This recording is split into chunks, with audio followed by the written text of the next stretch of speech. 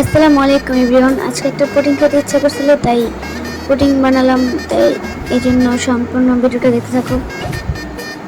প্রথমে দুধ গরম করে তারপর ডিম দিয়ে দিলাম 2টা। তারপর ভালোভাবে নেড়ে চেড়ে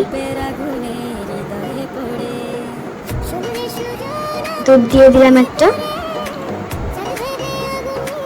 গুঁড়ো দুধটা দেওয়ার পর সাথে সাথে নাড়াচাড়া করবেন, না হলে ছাকা ছাকা থেকে যাবে। তারপর ভালোভাবে নাড়াচাড়া করতে হবে, না হলে এরকম। তারপর 2 টেবিল চামচ চিনি দিয়ে দিলাম। তারপরে তো ক্যারামেলটা তৈরি করে নিচ্ছি। এরকম লালচে ভাব হয়ে গেলে তারপর এই তো রেডি করে বসিয়ে দিলাম। 40 মিনিট পর নামিয়ে নিলাম। মেয়ের জন্য একটু এই তো ফাইনাল লুক। সত্যি পুডিংটা খেতে অনেক মজা হয়েছে, জাস্ট বলে বোঝানোর মতো না।